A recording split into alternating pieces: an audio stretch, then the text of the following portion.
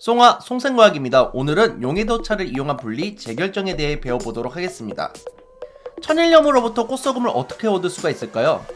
여기 염전이 있는데요. 염전에 있는 물을 조금씩 날리다가 보면은 하얀색 가루가 나게 됩니다. 이런 것을 보고 우리는 천일염이라고 하는 것입니다.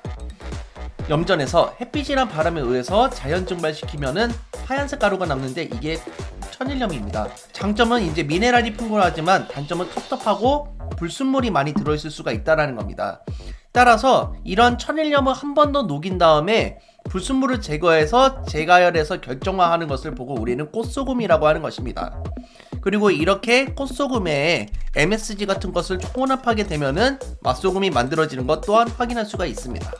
결국 천일염을 물에 녹이고 여과를 한 다음에 불순물을 제거를 합니다. 그리고 그 물을 다시 증발시키면 꽃소금을 얻을 수가 있습니다. 용해도를 이용해 가지고 조금 더 깔끔한 소금을 얻어낼 수가 있는데 이와 같은 방법을 한번 배워보도록 하겠습니다.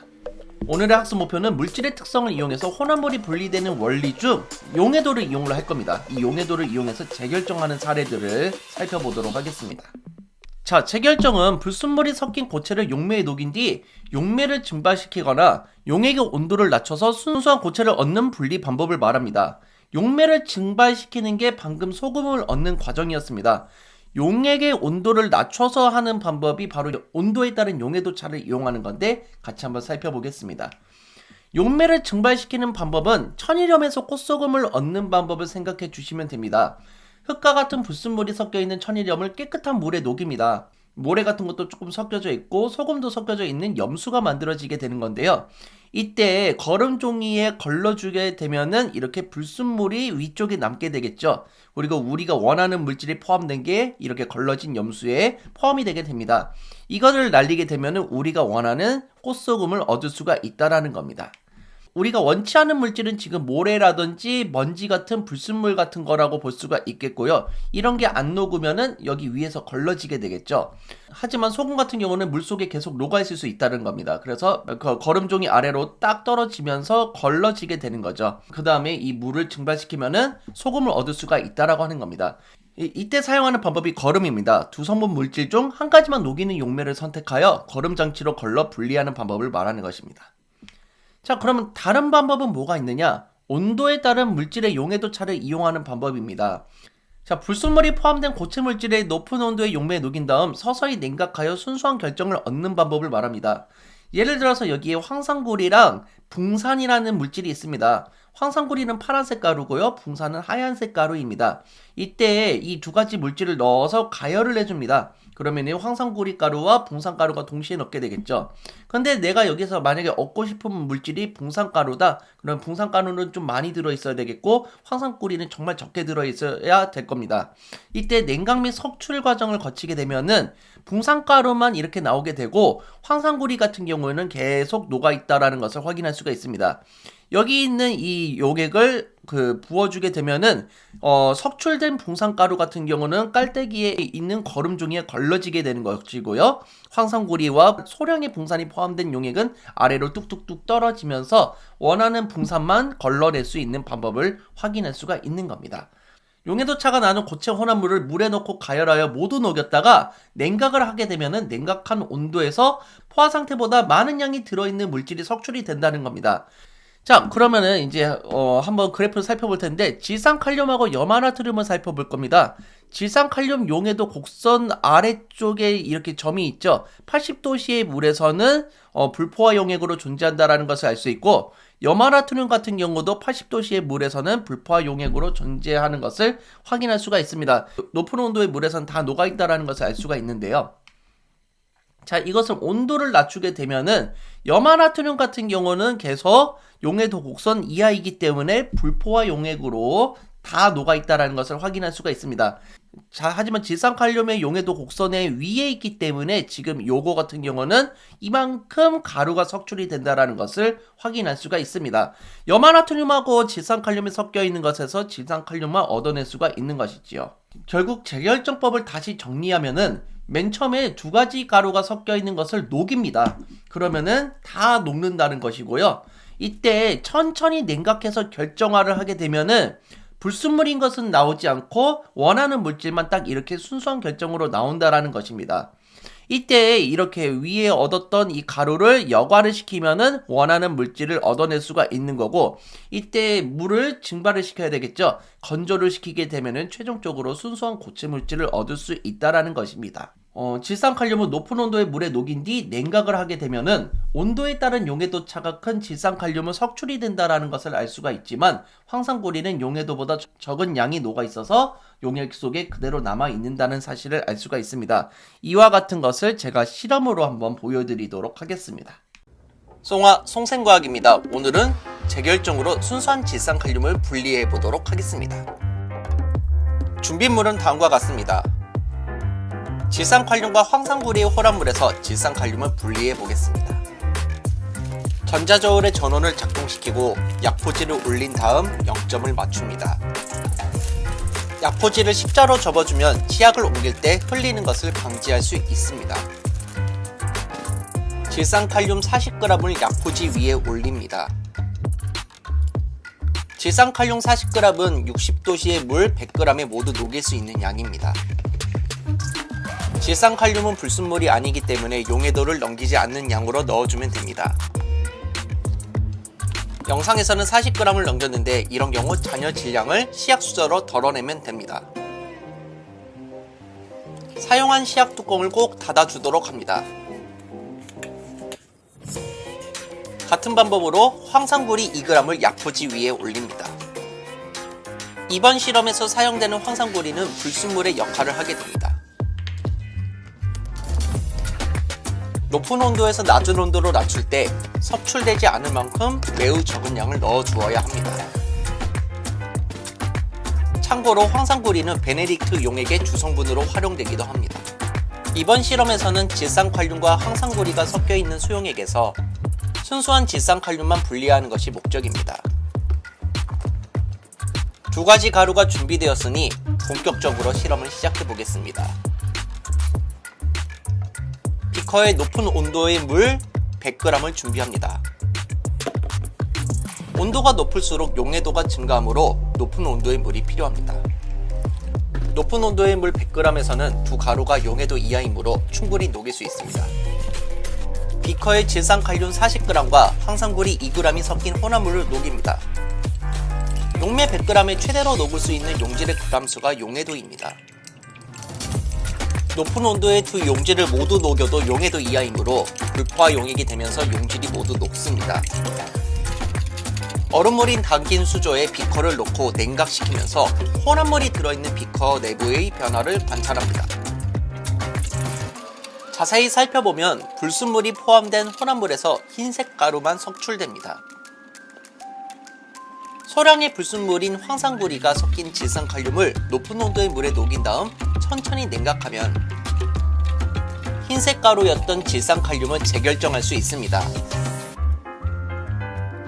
용액의 온도가 20도까지 낮아지면 수조에서 비커를 꺼냅니다. 질산칼륨은 온도에 따른 용해도 차가 크므로 온도를 낮추면 고체로 석출됩니다. 하지만 소량의 황산고리는 용해도보다 적게 녹아 있어서 석출되지 않습니다. 비커에 들어있는 물질을 거름장치로 걸러 고체 물질을 모읍니다. 라면 먹을 때 컵라면 뚜껑을 접는 방법과 동일하게 거름 종이를 접어줍니다. 유리막대를 이용하여 누르면서 용액을 거름종이 안쪽으로 넣어줍니다. 용액이 거름종이 바깥쪽으로 넘치지 않도록 유의하면서 따라줍니다. 아래쪽에 파란색 용액이 내려가는 것으로 보아 황산고리는 걸러지지 않습니다. 하지만 실제로 거름 과정을 거친 후 흰색 가루에 소량의 파란색 용액이 묻어 있습니다. 이대로 건조시키면 소량의 황산고리 가루가 포함되게 됩니다. 따라서 석출된 고체 물질을 모아 깨끗한 물에 다시 재결정 및 거름 과정을 반복합니다. 추가로 재결정 및 석출 과정을 거친 가루를 모아줍니다. 수율이 낮긴 하지만 푸른색 용액이 묻어있지 않는 흰색 가루만 석출되는 것을 확인할 수 있습니다. 순수한 질산칼륨만 석출되었는지 확인하기 위해 석출된 용질과 에탄올을 넣고 가열합니다. 흰색 가루가 에탄올에 소량 용해되면서 연소하게 됩니다. 불꽃 색깔이 보라색을 나타내는 것으로 보아 칼륨 성분이 들어있는 것으로 확인됩니다. 따라서 흰색 가루는 불순물이 제거된 질산칼륨임을 확인할 수 있습니다. 오늘은 불순물이 포함된 고체 물질을 높은 온도의 용매에 녹인 다음 서서히 냉각하여 순수한 결정을 얻는 과정인 재결정을 실험해 보았습니다. 자, 실험은 잘 보고 오셨습니까? 질산칼륨이라는 흰색 가루만 쫙 나오게 되는 것을 확인할 수가 있었죠. 그 원리를 다시 한번 점검해 보고자 하는데요. 우선 질산칼륨을 원하는 물질이라고 생각하고 황산고리를 불순물이라고 생각했다라는 겁니다. 60도씨의 물에서 질산칼륨을 70g 녹이고 황산고리를 10g 녹인 상태로 확인해 보겠습니다. 질산칼륨의 용해도 곡성 모두 아래쪽에 있기 때문에 불포화 용액이죠. 그러니까 다 녹았다라는 것을 확인할 수가 있고, 황산고리 같은 경우도 황산고리의 용해도 곡선 아래쪽에 있기 때문에 다 녹았다라는 것을 확인할 수가 있겠습니다. 그러면 만약에 20도씨로 낮췄다고 생각해 보겠습니다. 20도씨로 낮췄을 때 질산칼륨이 70g이 다 녹았었는데 이제는 다 녹지 못하는 상태가 되는 거죠. 포화 용액 이상의 높이에 있기 때문에 지금 요만큼은 이제 가루로 석출이 된다라는 것입니다. 그래서 70g에서 31.9g을 빼게 되면은 38.1g이라는 가루가 석출이 된다라는 것을 알 수가 있고요. 계속 용해도 곡선 이하로 있기 때문에 불포화 용액이라는 겁니다. 그래서 모두 녹아있다라는 사실을 확인할 수가 있겠습니다. 그래서 석출이라는 것은요, 결국 여기서는 원하는 물질을 얻어낼 때 사용을 하는 겁니다. 용액에 녹아있던 용질이 고체 상태의 용액에서 분리되면서 가루로 뿅 하고 나오는데, 이런 식으로 우리가 원하는 물질만 석출시킨다라는 것을 확인할 수가 있었습니다. 다시 계산하는 연습을 해보자면요, 석출되는 용질의 양은요, 저번 시간에 배웠듯이 높은 온도에서 녹아있던 용질의 양에서 냉각한 온도에서 최대로 녹을 수 있는 용질의 양을 빼주면 된다고 했었습니다. 질산칼륨 같은 경우는 60도씨에서 70g을 녹였습니다. 그런데 20도씨에서는 31.9g까지만 최대로 녹을 수가 있기 때문에 이것을 빼주게 되면은 38.1g이라는 가루가 석출이 됐다라는 거고요. 황산고리 같은 경우는 60도씨에서는 10g만 녹일 수 있습니다. 그런데 20도씨에서는 20g을 최대로 녹일 수가 있죠. 자, 이거를 빼게 되면은 결국에는 어떻게 되냐면은 마이너스 10g이 나올 겁니다. 마이너스라는 게 말이 되나요? 라고 생각하실 수가 있는데, 마이너스 10g이 나왔다라는 것은 더 녹일 수 있다라는 뜻입니다. 더 녹일 수 있다라는 것은 굳이 가루로 나올 필요가 없다라는 거죠. 따라서 가루가 석출되지 않는다라는 것을 확인할 수가 있겠습니다. 실험을 다시 한번 정리해보자면은, 소량의 황산고리랑 질산칼륨이 섞인 고체 혼합물을 높은 온도의 물에 녹이는 겁니다. 소량의 황산고리는 불순물이었고요, 정말 적은 양이 녹아져 있어야 됩니다. 질산칼륨 같은 경우는 원하는 물질이고 적절한 양이 녹아져 있어야 되겠죠. 이 상태에서 용액을 냉각시키게 되면은 포화 상태보다 많이 들어있는 질산칼륨은 석출이 됩니다. 하지만 포화 상태보다 적게 녹은 황산고리는 용액 속에 그대로 녹아있다는 것을 알 수가 있고, 거름 장치로 질산칼륨을 걸러내게 되면은 원하는 물질을 얻어낼 수가 있다는 겁니다. 질산칼륨을 거름 장치로 걸러낸 다음에 건조 과정까지 시키면은 완벽하게 가루 형태의 질산칼륨을 얻어낼 수가 있는 거죠. 자, 이번에는 조금 다른 느낌의 그래프를 가져왔습니다. 황산고리가 조금 더 기울기가 더 있고 붕산이 기울기가 조금 적은 것을 확인할 수가 있는데, 그럼에도 불구하고 붕산을 원하는 물질로 하고 황산을 원치 않는 물질, 불순물로 한번 해보도록 하겠습니다. 그래서 황산고리 10g을 녹이고 붕산을 10g을 녹인 다음에 이것을 냉각을 시켜보도록 할 겁니다. 냉각을 시켰을 때 어떤 일이 일어나냐면은 10도씨의 물을 100g에서 황산고리는 계속 10g이 녹아있고 붕산은 약 3.7g이 녹는다는 것을 확인할 수가 있습니다. 자, 이게 무슨 말이냐 하면은, 온도를 한번 이 상태에서 낮춰보도록 하겠습니다. 낮추게 되면은 붕산 같은 경우는 용해도 곡선 위쪽에 있죠. 그러니까 가루가 석출이 된다는 것을 알 수가 있고요. 10g에서 최대로 녹을 수 있는 가루의 양을 빼주게 되니까 결국에는 6.3g이라는 가루가 석출이 된다는 것을 알 수가 있습니다. 붕산이 지금 황산고리보다 기울기가 낮음에도 불구하고 지금 이러한 형태가 나타나고 있는 걸 확인할 수 있어요. 자, 그 다음에 황산고리 같은 경우는요, 70도씨에서 10g 녹였지만 10도씨에서는 16.8g까지 녹을 수가 있다라는 거예요. 그러면은 마이너스 6.8이 나오는 거죠. 6.8g이 더 녹을 수 있구나. 그러니까 굳이 가루로 나올 필요가 있다, 없다? 없다라는 것을 확인할 수가 있다라는 겁니다. 자, 결국에는 높은 온도의 물에 모두 녹인 다음 온도를 낮추면은 붕산만 석출이 된다라는 것을 확인할 수가 있습니다.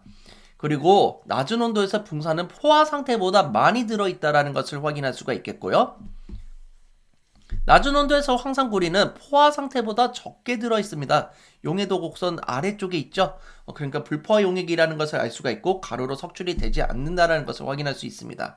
그리고 석출된 붕산을 거름장치로 걸러내면 이렇게 순수한 붕산을 얻어낼 수가 있는 것입니다. 자, 그러면은 이렇게 재결정을 이용한 혼합물의 분리 예에는 뭐가 있을까요? 첫 번째는 화학약품 정제입니다. 아스피린을 만드는 건데요. 그러니까 그냥 간단하게 합성한 아스피린에는 불순물이 포함이 될 수 있다라는 거죠. 그래서 재결정을 이용해서 순도를 높여서 의약품에 사용한다라는 사실을 알 수가 있겠고요. 방금 전에 아스피린 같은 경우는 버드나무 껍질에서 얻은 물질을 가공한 다음에 재결정을 이용해서 의약품을 만드는 것이기 때문에 의미가 더 깊다고 할 수가 있겠습니다. 순수한 설탕을 얻는 겁니다. 그래서 여러분이 커피 타 먹으려고 사탕수수를 이제 커피에 젓는다든지 그렇게 할 수는 없는 거잖아요. 사탕수수 줄기를 으깬 즙에서 물을 증발시켜서 얼음, 누른스름한 결정을 다시 물에 녹인 다음에 냉각을 하게 되면 순수한 설탕 결정을 얻을 수가 있다고 합니다. 자, 그럼 지금까지 배운 내용을 가지고 문제를 풀어보도록 하겠습니다. 자, 천일염에서 불순물을 제거해서 꽃소금을 얻을 때 이용하는 물질의 특성은 뭐라고 합니까? 물질의 특성을 물어봤습니다. 방법을 물어본 게 아니에요. 방법은 재결정이지만 물질의 특성은 용해도다라는 사실을 확인할 수가 있겠습니다. 불순물이 섞인 고체 물질을 적절한 용매에 녹인 뒤 용매를 증발시키거나 용액의 온도를 낮추어 온도에 따른 용해도의 차이를 이용하겠다라는 얘기죠. 그래서 순수한 고체 물질을 분리하는 방법은 뭐였습니까? 그렇죠. 다시 결정을 만들어내겠다. 재결정이었습니다.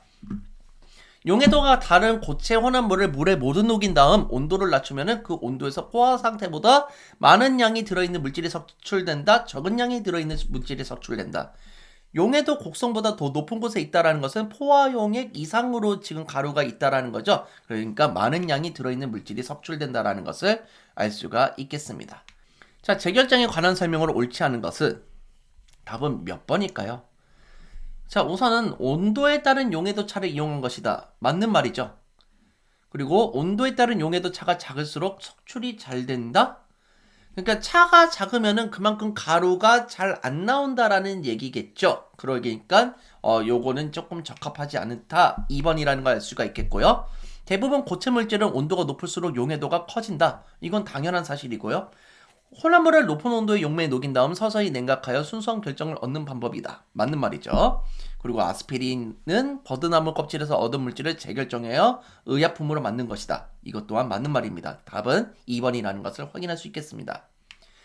자, 고생하셨습니다. 그 재결정이 일단은 물질의 특성에서 가장 어려운 부분입니다. 그래서 여러분도 한번 여러 번 반복해서 영상을 살펴보시면서 이해를 하려고 노력하시고 문제를 많이 풀어보셔야지 됩니다. 그래서 이 문제를 많이 풀어보면서 그래프 분석도 해보시고 용해도표 분석도 해보시고 다양한 노력을 해보셔야 될 거라 생각합니다. 자, 다음 이 시간에는 여기 소주콜이라는 게 있습니다. 전통주를 만들 때 사용되는 건데요. 이 전통주를 만드는 방법을 사용할 때 증류라는 방법을 이용한다고 합니다. 이 증류에 대해서 자세히 살펴보도록 하겠습니다. 자, 이 영상이 즐거우셨으면 좋아요, 구독하기 부탁드리겠습니다. 여러분 감사합니다.